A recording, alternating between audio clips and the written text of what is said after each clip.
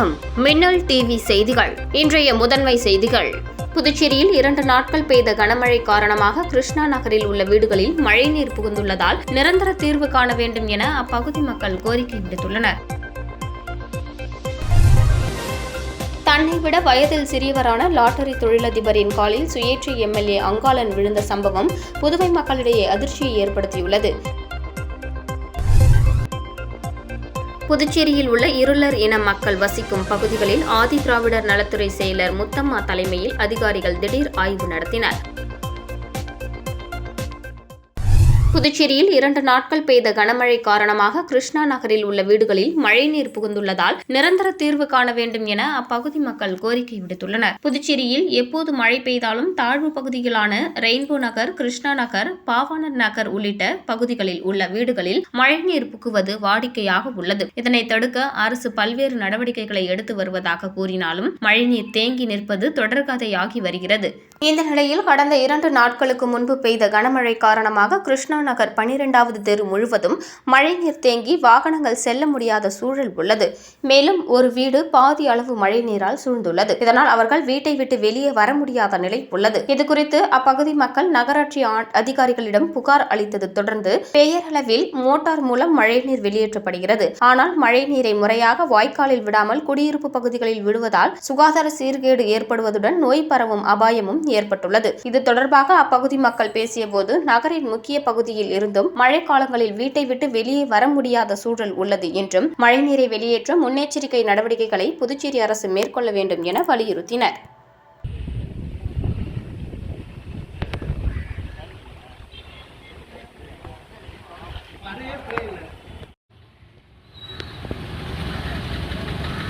இப்போ புதுசாக இப்படி ஃபுல்லாக இந்த ஒரு வருஷம் மாறுதல் ஏற்படுது இல்லைங்களா? வேற எங்கேயாவது போக முடியாத இது இந்த பக்கம் ஓப்பன் ஆகிறதுனால திறந்து விட்டுட்டு இது பண்ணுறாங்க. எந்த வழி வந்திருக்கு? அந்த வழி இந்த பக்கம் அந்த சைடு ரோட் சைடு சொல்கிறாங்க, ஈஸியாக ரோட் சைடு சொல்கிறாங்க. அதுக்கு பேக் சைடில் அந்த மாதிரி எங்கேருந்து தான் வருது தண்ணி. ஆனால் இது மழை தண்ணிக்கு இதுக்கும் சம்மந்தம் கிடையாது. மழை தண்ணினா கொஞ்சமாக தான் வரும், ஃப்ளோட்டிங்கில் இருக்கும், ஓடி போயிடும். அங்கங்கே வேற வீடு கட்டுறதுனால பிளாக் ஆகிருக்குன்னு சொல்கிறாங்க. தன்னை விட வயதில் சிறியவரான லாட்டரி தொழிலதிபரின் காலில் சுயேட்சை எம்எல்ஏ அங்காளன் விழுந்த சம்பவம் புதுவை மக்களிடையே அதிர்ச்சியை ஏற்படுத்தியுள்ளது. புதுச்சேரியில் கடந்த சட்டமன்ற தேர்தலின் போது தனி தொகுதியான திருப்புவனையில் சுயேட்சையாக போட்டியிட்டு வெற்றி பெற்றார் அங்காளன். இவர் முன்னாள் அமைச்சரும் ஆவார். இந்த நிலையில் இன்று காமராஜர் நகர் தொகுதியை சேர்ந்த மாணவர்களுக்கு நடைபெற்ற பரிசளிப்பு விழாவில் பங்கேற்ற சுயேட்சை எம்எல்ஏ அங்காளன் விழாவிற்கு சிறப்பு விருந்தினராக வந்த லாட்டரி தொழிலதிபரின் மகன் சார்லஸ் மார்டினிடம் தன்னை அறிமுகப்படுத்திக் கொண்டு திடீர் காலில் விழுந்து ஆசீர்வாதம் வாங்கினார். இந்த வீடியோ சமூக வலைதளங்களில் வெளியாகி வைரலாகி வருகிறது. தன்னை விட சிறியவரான தொழிலதிபரின் காலில் சுயேட்சை எம்எல்ஏ விழுந்த சம்பவம் புதுச்சேரி மக்களிடையே அதிர்ச்சியை ஏற்படுத்தியுள்ளது. புதுச்சேரியில் உள்ள இருளர் இன மக்கள் வசிக்கும் பகுதிகளில் ஆதி திராவிடர் நலத்துறை செயலர் முத்தம்மா தலைமையில் அதிகாரிகள் திடீர் ஆய்வு நடத்தினர். புதுச்சேரி மாநிலத்தில் பழங்குடியினர் வசிக்கும் பகுதி மக்களுக்கு போதிய அடிப்படை வசதிகள் செய்து கொடுக்கவில்லை என்று புகார் இருந்து வந்தது. இந்த நிலையில் ஆதி திராவிடர் நலம் மற்றும் பழங்குடியினர் நலத்துறையின் செயலர் முத்தம்மா தலைமையில் மாவட்ட ஆட்சியர் குலோத்துங்கன், ஆதி திராவிடர் நலத்துறை இயக்குநர் இளங்கோவன் மற்றும் அதிகாரிகள் புதுச்சேரியில் உள்ள இருளர் இன மக்கள் வசிக்கும் பகுதிகளை திடீர் ஆய்வு மேற்கொண்டனர். அதன்படி டிஎன் பாளையம், பாகூர், கோர்காடு, கொத்தபுரி நத்தம், காட்டேரி குப்பம், இருளர் சந்தை, சஞ்சீவி நகர் உள்ளிட்ட பகுதிகளில் அதிகாரிகள் ஆய்வு செய்து இருளர் இன மக்களின் குறைகளை கேட்டறிந்தனர். அப்போது பெண்களுக்கு பொது கழிப்பிடம், சாலை வசதி, சுடுகாடு வசதி உட்பட பல்வேறு கோரிக்கைகளை அப்பகுதி மக்கள் அதிகாரிகளிடம் முன்வைத்தனர். அந்த கோரிக்கைகளை பரிசீலனை செய்து நடவடிக்கை எடுப்பதாக ஆதி திராவிடர் நலத்துறை செயலர் முத்தம்மா உறுதியளித்தார்.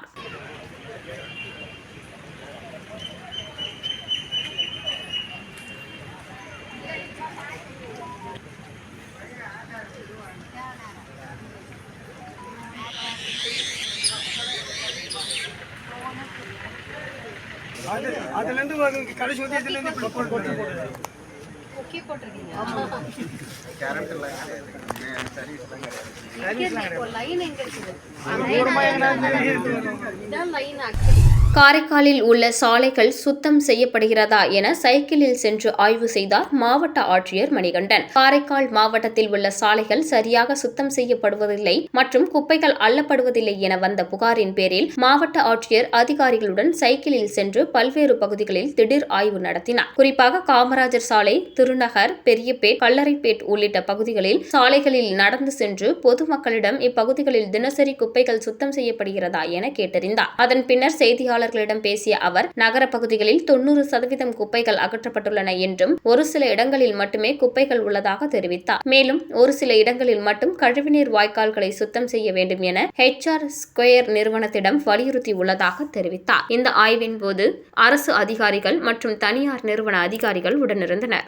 தேங்குது அப்படின்னு சொல்லிட்டு தொடர்ச்சியான கம்ப்ளைண்ட் நம்மளுக்கு வந்துகிட்டே இருக்குது. மாவட்ட நிர்வாகம் காருகளெல்லாம் வராமல் நம்ம எல்லா ஏரியாவுக்கும் போவதற்கு வசதியாக இருக்குன்னு சொல்லிட்டு இருந்தால் சைக்கிளே வந்தோம். என்னோட அதிகாரிகள் எல்லாமே நகராட்சி அதிகாரிகள் வந்திருக்கிறாங்க. இன்னும் HR ஸ்கொயர் அதிகாரிகள் கூட வந்து எங்க கூட தான் பயணிச்சாங்க. புதுவை மாநிலத்தில் மின்துறையை தனியார் மயமாக்கும் பிரச்சனையில் நீதிமன்ற உத்தரவுக்கு பிறகே முடிவெடுக்கப்படும் என அமைச்சர் நமச்சிவாயம் தெரிவித்துள்ளார். சட்டப்பேரவையில் உள்ள தனது அலுவலகத்தில் செய்தியாளர்களை சந்தித்த அமைச்சர் நமச்சிவாயம், புதுவை மின்துறை தனியார் மயம் குறித்த வழக்கு விசாரணை நீதிமன்றத்தில் நிலுவையில் உள்ளது. இதில் நீதிமன்றத்தின் தீர்ப்பின்படியே அரசு முடிவெடுக்கும். ஆனால் புதுவை மின்துறையில் சுமார் 300 கோடி நஷ்டம் ஏற்பட்டுள்ளது. பெரிய நிறுவனங்களில் பாக்கியை வசூலிக்காமல் அதை மக்கள் கட்டணத்தில் ஈடுகட்டுவதாக எதிர்க்கட்சிகள் பொய் பிரச்சாரத்தில் ஈடுபடுகின்றன. அரசு துறைகளில் கூட மின்துறைக்கான கட்டண நிலுவை உள்ளது. ஆகவே அனைத்து மின் கட்டண பாக்கிகளையும் வசூலித்து வருகிறோம். புதுவையில் கடந்த 40 ஆண்டுகளுக்கு முன்பு மின்மாற்றி உள்ளிட்ட சாதனங்கள் அமைக்கப்பட்டவை. அவை தற்பொழுது பழுதாகிவிட்டன. அவற்றை மாற்றுதல் உள்ளிட்டவற்றுக்கு பெருந்தொகை தேவைப்படுகிறது. மேலும் அதிக மின் தேவைப்பட்டுள்ளது. மின் கொள்முதலின் போது மின்கசிவு போன்றவற்றாலும் நஷ்டத்தை தவிர்க்க முடியவில்லை. ஆகவே மின்துறை உள்கட்டமைப்பை மேம்படுத்துதல் உள்ளிட்ட காரணங்களுக்காகவே தனியார் மய சேவை என்ற கட்டாய நிலை உருவாகிறது.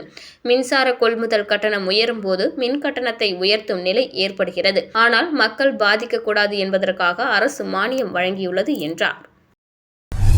புதுச்சேரிக்கு வார இறுதி நாட்களில் சுற்றுலா பயணிகள் அதிக அளவில் வருவதால் போக்குவரத்து நெரிசலை சீரமைத்து பாதுகாப்பு பணியில் 300 போலீசார் ஈடுபடுத்தப்பட உள்ளதாக DIG சத்யசுந்தரம் தெரிவித்துள்ளார். இது தொடர்பாக அவர் வெளியிட்டுள்ள செய்திக்குறிப்பில், புதுச்சேரி சிறந்த சுற்றுலா தலமாக இருப்பதால் வார இறுதி நாட்கள், விடுமுறை தினங்களில் அதிக எண்ணிக்கையில் சுற்றுலா பயணிகள் வருகின்றனர். இதனால் வாகனங்கள் நிறுத்துதல் உள்ளிட்டவற்றால் போக்குவரத்து நெரிசல் ஏற்படுகிறது. ஆகவே சுற்றுலா பயணிகள் கடற்கரையில் குளிப்பதை தவிர்க்கவும், பொது இடங்களில் மது அருந்துவதை தடுக்கவும், மக்களின் பாதுகாப்பை உறுதிப்படுத்தவும் வார இறுதி நாட்களில் கூடுதலாக 200 போலீசாரும், போக்குவரத்தை கண்காணிக்க 100 போலீசாரும் என மொத்தம் 300 பேர் பணியில் ஈடுபடுத்தப்படுவர். சமூக விரோத செயல்களில் ஈடுபடுவோரை பிடிக்க கூட்டங்களில் சாதாரண உடையில் போலீசார் கண்காணிக்க நடவடிக்கை எடுக்கப்பட்டுள்ளது. மது அருந்துமிடம் உள்ளிட்ட பகுதிகளில் சிறப்பு ரோந்து நடைபெறும். சமூக விரோதிகள் புதுச்சேரியில் நுழைவதை தடுக்க வாகன சோதனை தீவிரப்படுத்தப்படும். பேருந்து, ரயில் நிலையங்களில் போலீசார் சோதனை இடுவதுடன் தங்கும் விடுதிகளிலும் அவ்வப்போது சோதனை இடப்பட உள்ளன என குறிப்பிடப்பட்டுள்ளார்.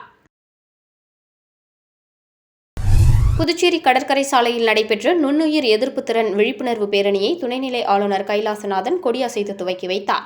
இந்திய நுண்ணுயிரியலாளர் சங்கம் புதுச்சேரி கிளை சார்பில் கடற்கரை சாலை காந்தி சிலை அருகில் இன்று நடைபெற்ற நுண்ணுயிர் எதிர்ப்பு திறன் விழிப்புணர்வு பேரணியை துணைநிலை ஆளுநர் கைலாசநாதன் கொடியசைத்து துவக்கி வைத்தார். புதுச்சேரியில் உள்ள பல்வேறு மருத்துவக் கல்லூரிகளைச் சேர்ந்த மாணவர்கள் மற்றும் மருத்துவர்கள் பேரணியில் பங்கேற்றனர். ஜிப்மர் மருத்துவமனையின் இயக்குநர் டாக்டர் ராகேஷ் அகர்வால், அரசு பொது மருத்துவமனையின் இயக்குநர் டாக்டர் செவ்வேல் ஆகியோர் நிகழ்ச்சியில் கலந்து கொண்டனர். இதில் ஏராளமான மாணவ மாணவிகள் விழிப்புணர்வு பதாகைகளுடன் சென்று பொதுமக்களுக்கு விழிப்புணர்வை ஏற்படுத்தினர். கடற்கரை சாலையில் தொடங்கிய இந்த விழிப்புணர்வு நிகழ்ச்சி முக்கிய சாலைகள் வழியாக சென்று மீண்டும் கடற்கரையை வந்தடைந்தது.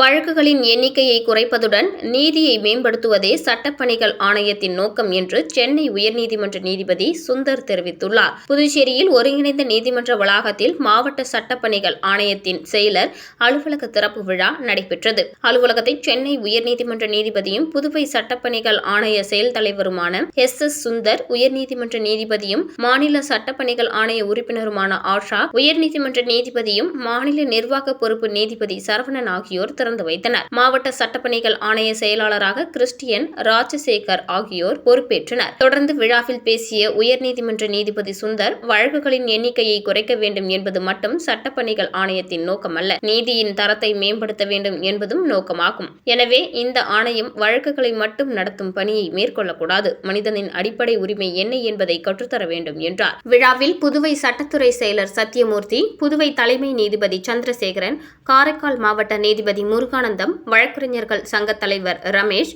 பாஸ்கர் உள்ளிட்டோர் கலந்து கொண்டனர். வாகனம் ஓட்டும்போது செல்போன் பயன்படுத்தக்கூடாது என்றும் கட்டாயம் தலைக்கவசம் அணிய வேண்டும் என சீனியர் எஸ்பி பிரவீன் திரிபாதி வலியுறுத்தியுள்ளார். புதுச்சேரி கிழக்கு போக்குவரத்து காவல் நிலையத்தில் பள்ளி கல்லூரி மாணவர்கள் மற்றும் பெற்றோருக்கான போக்குவரத்து விழிப்புணர்வு நிகழ்ச்சி நடந்தது. இந்நிகழ்ச்சிக்கு இன்ஸ்பெக்டர் கோகுலகிருஷ்ணன் தலைமை தாங்கினார். இதில் போக்குவரத்து சீனியர் எஸ்பி பிரவீன்குமார் திரிபாதி சிறப்பு விருந்தினராக கலந்து கொண்டு மாணவர்கள், பெற்றோருக்கு போக்குவரத்து விதிமீறல் குறித்து விழிப்புணர்வு ஏற்படுத்தினர். குறிப்பாக அவர் பேசுகையில், செல்போன் பேசியபடி வாகனம் ஓட்ட அதிவேகத்தில் வாகனங்களை இயக்கக்கூடாது, ஹெல்மெட் கட்டாயம் அணிய வேண்டும், சிக்னல்களில் விதி மீறக்கூடாது என்பன உள்ளிட்ட பல்வேறு அறிவுரைகளை கூறினர். மேலும் போக்குவரத்து விதிமீறல் தொடர்பான குறும்படமும் காண்பிக்கப்பட்டு விழிப்புணர்வு துண்டு பிரசுரமும் வழங்கப்பட்டன. இந்த நிகழ்ச்சியில் பெற்றோர்கள், மாணவர்கள் உட்பட போக்குவரத்து காவலர்கள் கலந்து கொண்டனர்.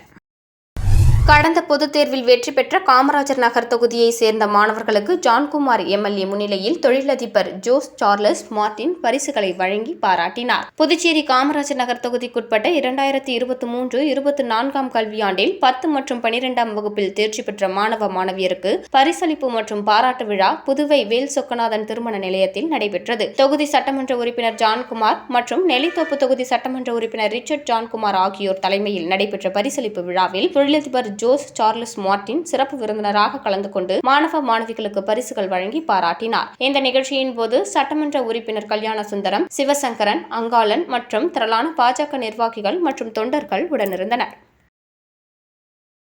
புதுவை தீயணைப்புத் துறையின் வாகன ஓட்டுநர் நிலை 3 பணிக்கான வாகன இயக்கும் தேர்வு தேதிகள் அறிவிக்கப்பட்டுள்ளன. புதுவை மண்டல தீயணைப்புத் துறை அதிகாரி இளங்கோவன் வெளியிட்டுள்ள செய்திக்குறிப்பில், புதுவை மாநில தீயணைப்புத் துறையில் காலியாக உள்ள வாகன ஓட்டுநர்கள் நிலை 3 பணிக்காக ஏராளமானோரிடமிருந்து இணையதளம் வாயிலாக விண்ணப்பங்கள் பெறப்பட்டன. அதன்படி கடந்த பிப்ரவரி 23, 24 ஆகிய தேதிகளில் உடற்பயிற்சி தேர்வு கோரிமேடு காவலர் பயிற்சி நிலையத்தில் மைதானத்தில் நடைபெற்றது. அதில் பங்கு பெற்று தேர்வானவர்களுக்கு வாகனங்களை இயக்கி காட்டும் தேர்வு பின்னர் நடைபெறும் என அறிவிக்கப்பட்டிருந்தது. அதன்படி நவம்பர் 23, 30 மற்றும் வரும் டிசம்பர் 1, 8 ஆகிய தேதிகளில் வாகனங்களை இயக்கி காட்டும் தேர்வு நடைபெற உள்ளது. கார் இயக்கும் தேர்வானது புதுச்சேரி மேட்டுப்பாளையம் வட்டார போக்குவரத்து மைதானத்தில் நடைபெற உள்ளது. காரைக்கால், மாஹே பகுதிகளுக்கு புதுச்சேரியில் டிசம்பர் 8ஆம் தேதி இதற்கான தேர்வு நடைபெறும். புதுவைக்கு உள்ளிட்ட புதுச்சேரி, காரைக்கால், மாஹே, ஏனாம் ஆகிய 4 பிராந்தியங்களிலும் 260 பேருக்கு இதற்கான அழைப்பாணைகள் அனுப்பப்பட்டுள்ளன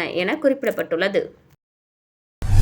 மொளப்பாக்கம் குச்சிப்பாளையம் கிராமத்தில் அமைந்துள்ள ஸ்ரீ கற்பக விநாயகர் ஆலயத்தில் எழுந்தருளியுள்ள ஸ்ரீ ஹரிஹரசுதன் ஐயப்பன் சுவாமிக்கு 13ஆம் ஆண்டு உற்சவ திருவிழா நடைபெற்றது. எட்டப்பாக்கம் கொம்பியூன் மொளப்பாக்கம் குச்சிப்பாளையம் கிராமத்தில் அமைந்துள்ள ஸ்ரீ கற்பக விநாயகர் ஆலயத்தில் எழுந்தருளியுள்ள ஸ்ரீ ஹரிஹர சுந்தரர் ஐயப்ப உற்சவருக்கு 13ஆம் ஆண்டு உற்சவ திருவிழா நேற்று சிறப்பாக நடைபெற்றது. காலை 8 மணிக்கு விநாயகர் பூஜையுடன் தொடங்கியது. அதன் பின் பலவித மூலிகை பொருட்களால் கணபதி ஹோமம், ஐயப்பன் மூலமந்திர ஹோமம் ஆகியவை நடைபெற்றது. பகல் 11:30 மணியளவில் ஸ்ரீ கற்பக விநாயகருக்கும் ஸ்ரீ ஹரிஹர சுந்தரன் ஐயப்பனுக்கும் பஞ்சாமிர்தம், பன்னீர், சந்தனம், விபூதி மற்றும் நெய் ஆகியவற்றால் அபிஷேகம் செய்யப்பட்டு மகா தீபாராதனை காட்டப்பட்டது. இவ்விழாவில் புதுச்சேரி மாநில சபரிமலை ஐயப்ப சேவா சமாஜத்தின் உறுப்பினர்கள், ஐயப்ப பக்தர்கள், பெண்கள், ஊர் பொதுமக்கள் என ஏராளமானோர் கலந்து கொண்டனர்.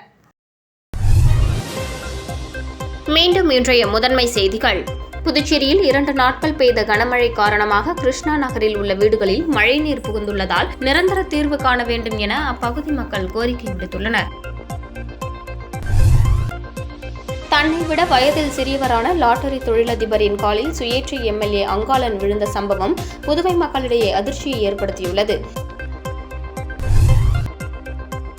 புதுச்சேரியில் உள்ள இருளர் இன மக்கள் வசிக்கும் பகுதிகளில் ஆதி திராவிடர் நலத்துறை செயலர் முத்தம்மா தலைமையில் அதிகாரிகள் திடீர் ஆய்வு நடத்தினர். இத்துடன் மின்னல் டிவி செய்திகள் நிறைவு பெறுகின்றன. வணக்கம்.